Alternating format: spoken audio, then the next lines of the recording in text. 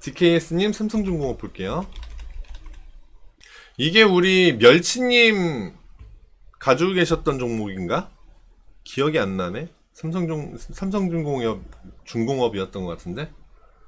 그렇죠. 제가 요 저항선이겠네요. 위에서 지지받은 일은 아직 없으니까 저항선인데, 요 저항선을 언제 그렸는지는 제가 모르겠어요. 모르겠으나 의미가 있으니까 제가 안 지웠으리라고 봅니다.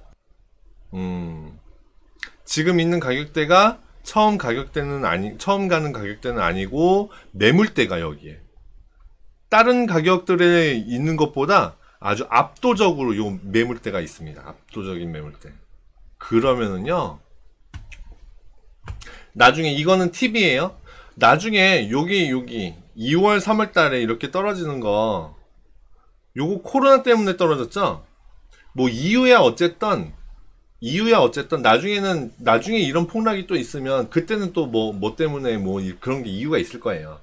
이유야 어쨌든 결과적으로 이렇게 떨어지는 날이 있을 겁니다. 그때 회사가 재무적으로 크게 문제가 없으면서 매물대가 이렇게 위에 견고하게 있는 종목들은요, 이거 지금 주봉이거든요. 주봉상 요 매물대가 아주 다른 가격대에 비해서 아주 압도적이잖아요. 이런 애는 결국 열로 한 번은 갑니다.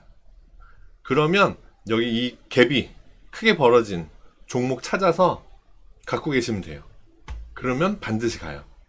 이거는 매매 팁. 나중에 에이 또 이런 하락장이 또 온다고? 에이 안 올걸? 아닙니다. 옵니다. 경제 사이클이 그게 괜히 있는 게 아니에요. 진짜로 상승장, 횡보장, 하락장, 횡보장, 상승장, 이게 번갈아 가면서 오거든요.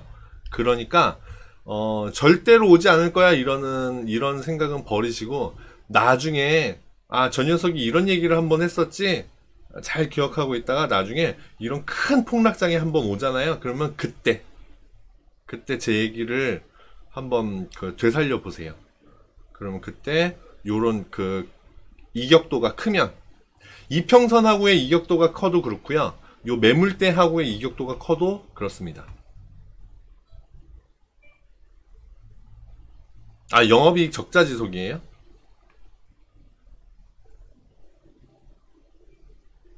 그래요. 영업이익이 계속해서 적자고 투자 위험 종목이다라고 한다면 이미 거래소에서 이렇게 신용 가치를 주지 않았을 겁니다. 재무제표를 안 보더라도 이것만 봐도 일단은 괜찮구나 하는 정도는 알 수 있어요. 그 다음에 그러네요. 삼성중공업 왜 이렇게 일을 못했지? 계속해서 적자였네요. 자, 그러면 DKS님, 지금 말씀하신 거는 영업이익이 계속 적자 지속인데 신규 투자는 비추하실 겁니다. 맞습니다. 신규 투자, 적자 내는 회사를 뭐하러 투자를 하겠어요, 그쵸? 반대로 얘기하면 적자 내는 회사니까 이제 바닥 찍지 않았겠나? 이런 생각도 가능합니다, 그쵸? 생각하기 나름인 것 같아요. 그런데 지금 이거 주봉이에요. 주봉상 보면 이렇게 팍 떨어지고 이렇게 팍 올라가고 이렇게 움직임이 과연 그 적자 때문일까 하는 생각이 듭니다. 그렇지는 않다고 보여지고요. 단기로 매매를 하신다면 지속적인 적자, 분명히 안 좋은 점인데 그것 때문에 매매를 꺼린다거나 요럴 필요는 없다고 보입니다. 그리고 장기 투자할 거야? 그러면 좀 깊이 생각을 해봐야죠. 삼성중공업이 가진 사업의 방향성, 계속해서 지속적으로 적자였기 때문에 주가는 바닥일 거예요. 이거 월봉이거든요. 주가는 바닥일 겁니다. 지속적인 적자 때문에 그렇다고 한다면 그게 맞을 겁니다. 그런데 이 회사가 망할 회사냐? 대표가 운영을 거지같이 해가지고 회사가 망하는 거냐? 그 부분을 봐야 됩니다. 실제로 제가 그런 얘기 했었죠. 지금 우리가 매매하는 것은 투자보다는 투기 쪽에 가깝다고. 예. 그래서 투기라는 이미지는 별로 좋지 않기 때문에 주로 매매라는 말을 씁니다. 그래서 저도 투기꾼 이렇게 얘기 안 하고 트레이더 이렇게 얘기하잖아요. 단기 투자가 그런 성격이에요. 그런데 우리처럼 투기 쪽이 아니라 투자를 하는 분들이 진짜로 있습니다. 기관들 투자합니다. 굉장히 큰 돈을 들여서 그 회사가 일을 잘하기를 바라는 사람들이 있어요. 그런 분들이 회사를 볼 때 그런 거 봐요. 대표가 일을 잘하는 사람인지 아닌지 이력을 보고 그 사람의 뭐 댐댐이 이런 것도 보고요. 그리고 일하는 임원들의 사업 방향, 뭐 노조 이런 것도 보고요. 전반적인 걸 다 봅니다. 근데 우리는 그런 투자 쪽이 아니기 때문에 굳이 그런 거를 알 필요는 없겠다 이런 생각이 듭니다. 바닥을 찍었고요. 이 회사가 뭐 우리나라 전반적인 우리나라가 정권이 바뀔 때마다 그리고 시대가 변할 때마다 뭐 밀어주는 회사들 있잖아요. 회사가 아니라 밀어주는 업종. 우리나라가 지금 이런 게 필요하니까 이런 사업을 좀 진행해 봐야 되겠다. 이런 것들. 예. 그런 것들이 변할 때마다 좀 소외받는 업종들이 있고, 소외받는 종목들이 있고, 또 빛을 발하는 종목들이 있고, 그렇거든요. 얘가 만약에 그런 거다. 근데 망할 회사는 전혀 아니다. 라고 한다면 지금이 장기 투자의 적기가 아닐까라고 생각합니다. 근데 우리는 장기 투자 쪽은 아니죠. 자, 일봉 다시 보겠습니다. 주봉상 매물대가 여기였다. 기억하시고요. 일봉 보니까 일봉의 매물대는 여기네요.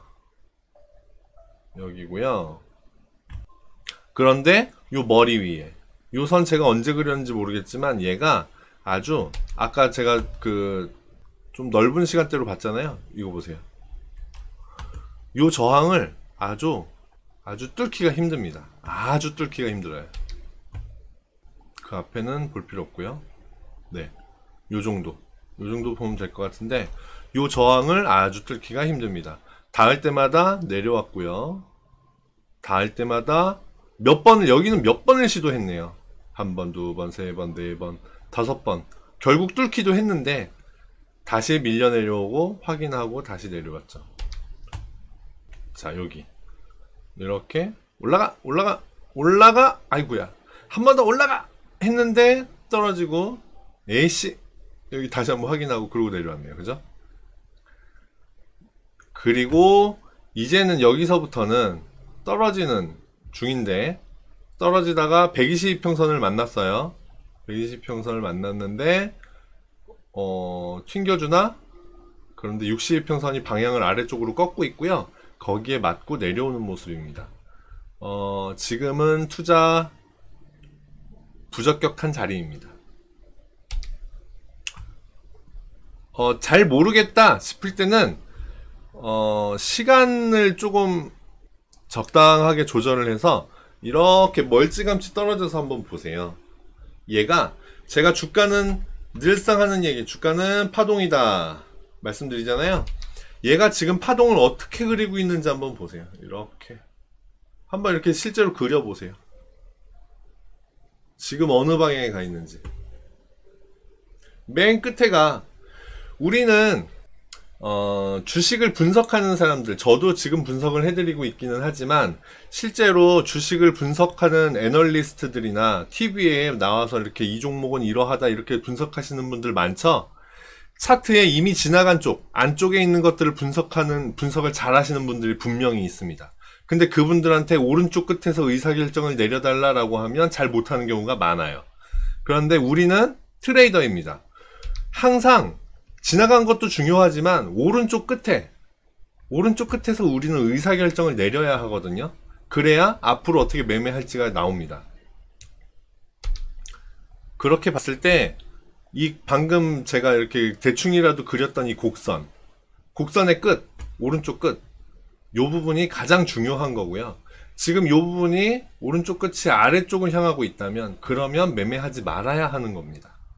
지금 삼성중공업은 그렇게 가고 있고요. 결국 이 언제 그렸는지 모를 요 저항을 결국 뚫는데 실패한 겁니다. 실패한 거고, 지금까지는 나쁜 걸 말씀드렸죠. 이제 좋은 거 말씀드리면, 어찌됐건 여기가 매물대의 자리였고, 여기로 올라오는 게 맞았다. 그리고 삼성중공업은 역대 최저가를 찍고, 그리고 올라가 회복하고 있는 중이다. 앞으로 일만 잘해줬으면 좋겠다. 그 다음에 122평선 상승 중이에요. 다른 애들은 62평선 이렇게 아래로 꺾이고 있는데 122평선은 아직 상승 중입니다. 그렇다면 아직까지는 완전히 버려진 건 아니다. 예전에 우리 박지님 때문에 박지님 오랫동안 물려 계셨던 종목 뭐죠? 뭐 그런 종목처럼 얘는 이제 끝났어 라고 아예 하방 추세를 그리는 애들, 그런 애들 제외하고는 얘는 아직 하방 추세를 그릴까 말까 고민을 하고 있는 애예요. 그리고 여지껏 요 위에 있는 저항선을 뚫지 못했는데 저항선 뚫으려고 무단히도 노력을 해왔던 애고요. 그러면 요번에도 122평선 쪽을 지켜준다면 또다시 요 저항선을 뚫으려고 갈 거고요. 메이저들이 마음 먹는 순간 요 저항선은 강하게 뚫을 건데, 요게 뚫리는 순간 아주 멋지게 활화산 타듯이 위로 올라갈 겁니다. 그래서 이것도 저것도 애매한 종목들은요, 애매하면 매매하지 말아야 돼요. 죄송해요 박진님, 제가 괜히 언급을 드렸네. 네. 애매하면 매매하지 말아야 합니다. 그리고 멀찌감치 떨어져서 지켜보되 버리지는 말아야 합니다. 버리지 않고 계속해서 보고 있다 보면 그 종목에 계속해서 보다 보면 애정이 생기겠죠. 사람이 시선이 가는 쪽으로 애정이 생기기 마련이거든요. 네. 애정이 생기고 계속해서 그렇게 지켜보다 보면 그 종목의 개별 특성도 알게 되고요. 네, 개별 특성도 알게 되고, 그렇게 지켜보다 보면 내가 아기다리 고기다리던 그 매매 자리가 언젠가 한 번은 나옵니다. 그때를 기다리고 계속 보는 거예요. 원래 그 주식 투자라는 게 기다림의 연속입니다. 기다림의 연속이고, 잘 기다리는 게 매매의 성공 포인트예요. 그 기다림을 이기지 못하고 섣불리 들어갔을 때 물리고 털리고 하는 거거든요. 그러니까 기다림을 잘 해야 하는데, 이 종목 같은 경우는 지금은 애매한 자리 맞다. 버린다기보다는 좋은 면들도 분명히 가지고 있기 때문에 조금 오랫동안 지켜보는 게 어떨까? 이런 생각입니다. 하여튼 지금 사는 건 안 좋아요. 혹시 DKS님 이거 갖고 계셔서 물어보신 걸까요? 맞네. 갖고 계셔서 물어보신 걸 수도 있잖아.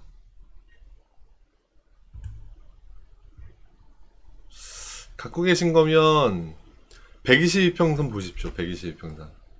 122평선이 어쨌든, 네, 그렇죠.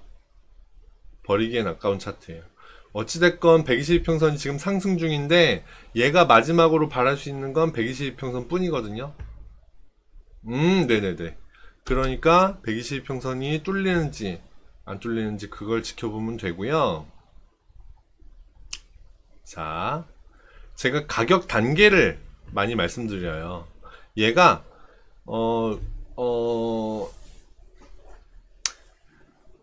주가는요, 크게 모양을 두 가지로 나눌 수 있습니다.